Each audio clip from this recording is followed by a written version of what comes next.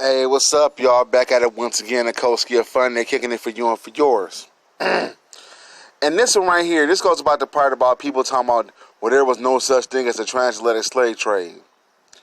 Okay, that's what you believe. You know what I'm saying? But why are these laws made trying to outlaw slavery, trying to get into outlaw slavery? Another thing I'm going to put in the case is this right quick. Webster Ashburton Treaty. The Webster Ashburton Treaty was signed on August 9th, 1842. It was a treaty that resolved several border issues between the United States and British North American colonies, the region that became Canada. Signed under John Taylor presidency, it involves the Ox-II War, a non-violent dispute over the location of Maine and New Brunswick border. It established the border between Lake Superior and Lake of the Woods, originally defined in the Treaty of Paris in 1783. It affirmed the location at the border at the 49th parallel and western frontier up to the Rocky Mountains, defined in the Treaty of 1818. Defined 7 crimes subject to extradition and calling a final end of the slave trade on the high seas. Once again, the fourth act of this treaty called for the end of the slave trade on the high seas and agreed the two parties would share the use of the Great Lakes. This is the Webster Ashburton Treaty. We're going to get a little bit more deeper into this. Now this right here, as we see, this is the journal article, The Influence of Slavery on the Webster Ashburton Negotiations. And this comes from the Journal of Southern History. Alright? So that's where that comes from, the Journal of Southern History. You know, 11 pages ain't that long. We're going to read on through them right quick. You know what I'm saying? The Influence of Slavery on the Western Ashburton Negotiation by Wilbur Devereux Jones. When Lord Ashburton left England for the United States in early 1842, he hoped to settle not only the troublesome Maine border dispute, but also to sweep away the various disjunction diplomatic odds and ends which have accumulated over many decades of the Anglo-American hostility. His grand personal hope was to lay the groundwork of more cultural and general reconciliation that ever existed since the Revolutionary War. In spite of his success in reaching an agreement on a boundary line, the larger purpose of his mission was never realized, and the Ashburton Great Expectations of the spring of 1842 found in the morass of problems arising from the slavery question. In one way, and most of the minor problems of the conference concerned slavery. There was questions of the Creole, a ship seized by its slave cargo and brought to the port of Nassau, where British authorities gave the slaves their freedom. Closely related to this was the problem of the navigation of the Bahamas Channel off the Florida coast. Rough seas in the area sometimes drove American ships into British ports, thus providing opportunities, in the case of the slavers, for bondsmen to attain their liberty. There was also the question of finding some means of suppressing the African slave trade and the problem of constructing a mutual acceptable extradition convention. Other than the main boundary controversy and the lingering dispute concerning the Caroline, minor problems at the conference were related directly or indirectly to slavery. But because of this, the British government, through sincerely desirous of better relations with the United States, had to approach these minor issues with cautions. The abolitionist sentiment, which had led to emancipation of slaves in the British Empire in 1833, had by 1842 settled down into a strong national feeling which permeated all classes of British society and all political parties. While they tend to ignore some of the other important controversial contemporary evils, the British people as a whole warmly supported their government anti-slavery policy, and politically dangerous for any statesman to compromise the issue. On the other hand, the pro-slavery element was strong in Washington at the time. As Ashburton wrote in June, the president, as of Virginia, has a strong opinion about the Creole case and is not a little disposed to obstinate on the subject. On another occasion, he wrote, President Tyler, is very sore and testy about the Creole. While other issues serve as a similar purpose, that of slavery certainly did much to complicate the negotiations. The most immediate problem at the conference among the minor issues concerning the Creole. Ashburton was not fully prepared for President Taylor's strong sentiments on the subject. For Aberdeen had written him on February 9th, "It is extraordinary that we still hear nothing of the Creole, but we shall be prepared." Nor did Aberdeen, in spite of the promise to be prepared, find a solution to the problem. He consulted the law lords to learn their opinion regarding the legal position of the slaves involved in the Creole affair, but did not come up with any means of satisfying Taylor. Eugene Aberdeen wrote, the Lord Benjamin, Denman, Braham, and Campbell all agreed that declaring the trial or delivery to the United States of accused person will be contrary to law.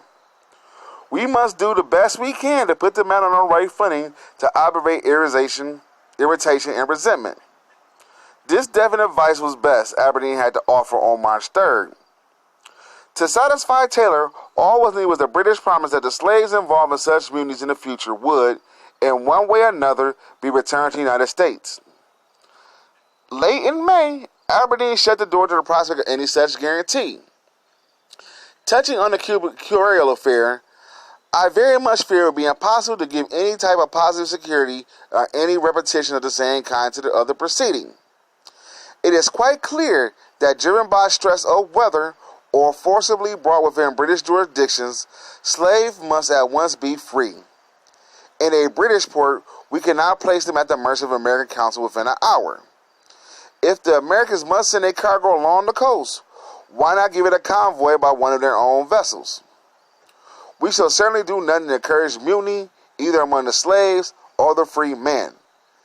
But if the slaves bring a vessel to English ports, I do not see how we can again co-sign into slavery.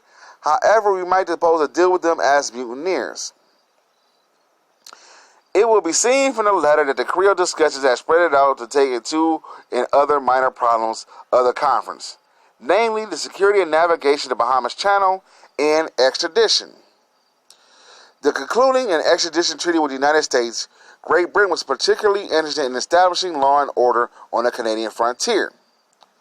If, however, mutiny on the high seas was included among the extraditable crimes, then the Ashburton were able to offer a species of security to the slavers en route to the Bahama Channel.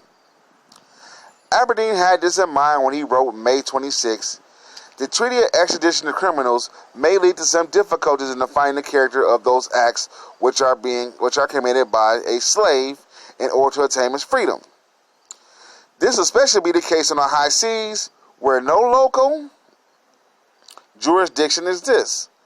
But a treaty of this kind must well be considered and submitted to the law officers before we can give any positive opinion." As noted above, however, Aberdeen indicated some possibility that the oblique solution to the Creole affair when he wrote, "However, we might be supposed to deal with them as mutineers." A week later, Aberdeen was convinced that such approach to the security problem was impossible. He wrote Ashburton on June 3rd, "With respect to the proposed treaty of extradition, I fear it will scarcely be possible to include mutiny and revolt on the high seas, without leading to a discussion of each case as that of the Creole. If mutiny should be considered as a crime only apart by those whom contact is violated, there may be no great objection, and perhaps this is agreeable to the strict defined terms. But all men aboard the ship are in some sense bound to obedience, whether belonging to a crew or not. The attempt of slaves to recover their freedom will scarcely be considered any violation of law which, for the good of all, is supposed to exist in these cases. In no case do I think that our authority will recognize it as a mutiny or revolt. Any treaty of this kind will require an act of Parliament to carry it into effect. I doubt much if any such provisions as this will meet the necessary consent up to 2 houses." Thus, Aberdeen advice on the Creole affair left Ashburton dangling between an irate American president and an uncompromising British Parliament. The lack of any practical devices in Aberdeen private letters of May 26 and June 3rd disappointed Ashburton, who was having great difficulties with the Southerners. He wrote complainingly on June 29th, "You see, I am in a somewhat awkward position, and you, my dear Lord, have not contributed much to get me out of it. I have given up the dream of making a popular treaty which have exhibited us to the distributors at Paris as the terms of undistributable enmity with our brethren in America. I am only looking to make my exit, if possible, without loss of my boundaries and cruising conventions." In personal conference with the president the other day, he proposed staying here and exchanging letters with you about the Creole, keeping everything else in suspense while Congress and Senate might be gone. I explained how impossible this were, without adding it might be done, and that had no reason to expect any more favorable answer from you. The president, as a Virginian, has a strong opinion about the Creole case, and little disposed to obstinate on the subject. In the Senate, all the South will be on the same side, and if my boundary treaty was not strongly supported by Maine as a party of interest, the South might get me in trouble and endeavor to keep open the quarrel. The quarrel, indeed, was actually kept open for a number of weeks after this note was written. Mid-July found Ashburton's satisfying the Southern people as well as I'm able, and Taylor held back on her project in cruising convention until Ashburton can give some satisfaction on the Creole case.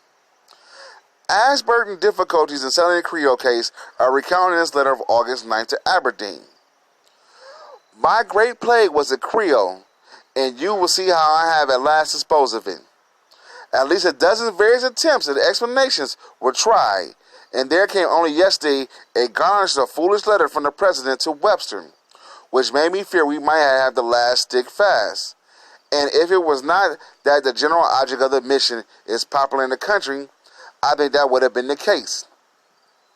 My settlement on this point was last circularly received by him. How is it that it may be considered considered by you remains unseen? I have only to beg you recollect that the case intended would mean no desirable difficulties. That the Creole case assumed such large proportions in Taylor's mind was due to part, at least the interest of his home state of Virginia and the coastal slave trade. The results were long negotiations regarding the Creole and the security of the Bahama Channel. Extraditions were rather meager. An unsatisfactory extradition treaty was indeed concluded.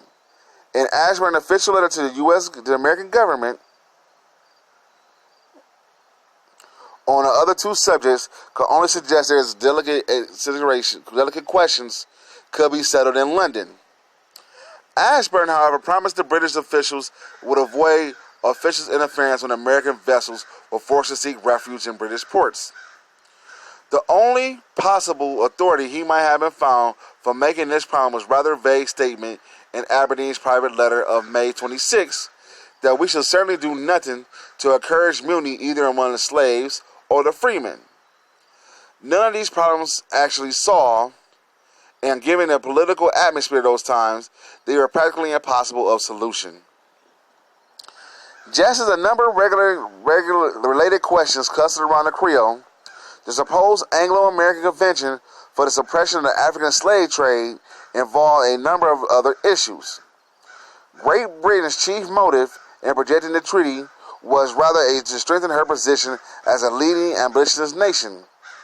But the consideration which looms the largest in the private correspondence between Aberdeen and Ashburton was the belief that such understanding would undermine the work of Louis Cass and other Anglophobes in France. France had recently concluded such treaty with Britain, but to Aberdeen's chagrin, the French legislature had not ratified it. It was hoped that the conclusion of the cruising convention with the United States and the settlements of differences between the two countries would cause France to become more friendly towards England and eject that eagerly sought by the London Foreign Office. On the other hand, One of the major American motives in negotiating the treaty was to take from England any excuse for exercising what she called a right of visit. Should the United States assume joint responsibility for patrolling the seas in search of slavers, much of the strength of the British argument justifying a right of visit, that is, that slaves were hiding behind the American flag, will be removed. Neither Webster nor Taylor, however, saw fit to appraise Ashburton of the interpretation of the jointly cruised treaty. To pave the way for cooperation in the suppressing of the slave trade, it was necessary to ally American fears about the impressment.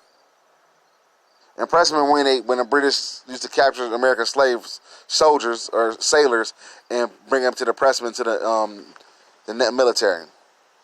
It's quite sure the impressment question was the bottom line of all apprehension of this subject, wrote Aberdeen on April 1st. I do not see why we should be able to remove any real grounds for alarm. Ashburton unwillingly interpreted this to mean that a considerable alteration of British policy on the question was in prospect. He was quite receptive when Webster suggested that British specifically renounce the practice of impressing seamen during any war in which the United States was neutral. In a dispatch of May 12, 1842, Ashburton supported such a project. For several weeks, Ashburton was in doubt concerning how far he could proceed along these lines. The Ashburton letter of June 3rd, however, left no doubt in his mind regarding British policy on the impressment question, and indelibly of the British nationality. As Aberdeen put it in another place, the subject of much delicacy in this country, although public feelings may be good deal and modified, there is still much excitement connected to it. This is our Detroit visiting. Following these rebuffs from London, Ashburton advised the American government in his letter of August 9th that he had no authority to deal with the impressment question. While he was unwilling to satisfy American opinion on the impressment subject, Aberdeen hoped to deprive the right of the visit of his terrorists, thus opening the door to the practice in connection with the slave trade. In a letter, Edward Everett, the American minister in London, Aberdeen drew a distinction between right of visit as a measure to determine the nationality of the vessel and the right of search, which he noted was purely belligerent right. Aberdeen was so proud of this letter that he almost wrecked Ashburton's mission.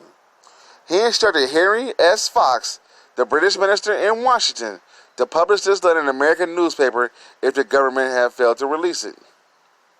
Fox discarded this information and explained to Aberdeen why the American government would object to such a step. Various suggestions were offered towards making the right of a visit palatable to the American public.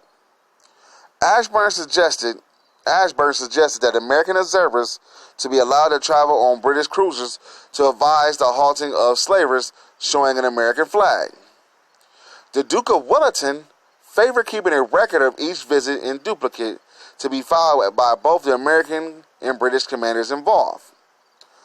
But regardless of the assurances, many leading persons gave to Ashburton in private that Britain should be allowed to visit suspicious-looking vessels. The American government was not ready to acknowledge such a right thing in writing. The United States was obviously unwilling to acknowledge the right of visit unless Britain specifically renounced impressment, and this Britain could not do at the moment. The only feasible alternative, if the United States and Britain was to cooperate in suppressing the African slave trade, was the signing of the convention provided for patrols of both nations to police the slave trade routes. Once again, sidebar, if there's no African slave trade, why is these two companies, trying to stop it, these two people, these two countries? A draft of the resolution was completed by mid-July by Ashburton and submitted to President Tyler for revisions. The changes made by President Tyler in Article 8 and a part of the concluding sentence of Article 11, which struck out together, were: the parties mutually stipulate that each shall prepare, equip, and maintain in service on the coast of Africa a sufficient and adequate squadron or naval force of vessels of suitable numbers and descriptions to carry in a lot not less than 100 guns to protect and enforce separately and respectively, the laws, rights, and obligations of each two countries for the suppression of said traffic, and any engagement which either has entered into with each other governments. The said squadrons to be independent of each other, but the two governments stipulating nevertheless should give the orders to the commanding officers. Their respective forces shall enable them most effectively to act in concert and cooperation upon mutual consultation of exigencies that may arise for the attainment of the true object of this articles. Copies of said orders to be communicated by each government to others respectively. And should the traffic in slaves continue, notwithstanding the efforts made for suppression, the contacted parties will thereafter confer together as the most effectual means of attaining an object so earnestly desired. Ashburton wrote Aberdeen regarding the last phase of Article 11, which follows.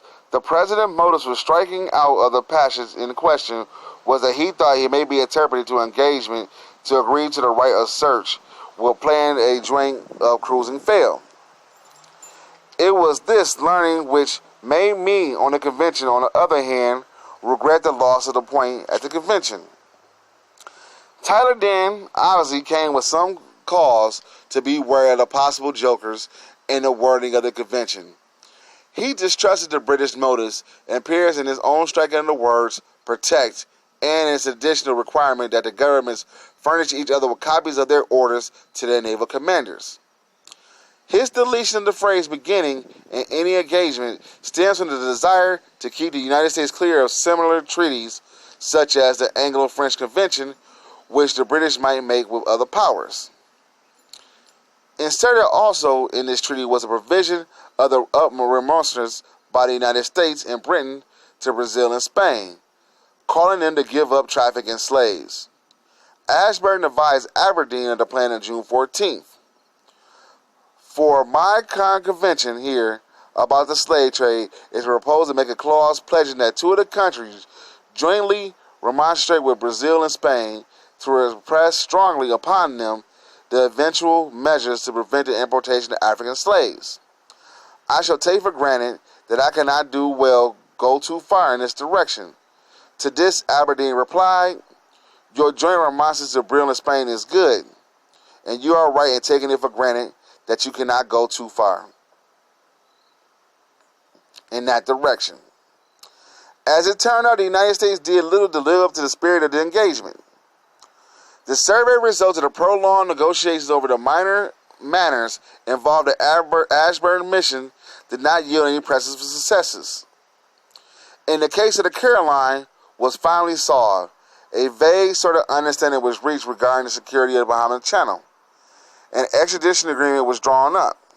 A joint remonstrance to Brazil and Spain was agreed to, and a cruising convention was concluded. During negotiations, Ashburton wrote sorrowfully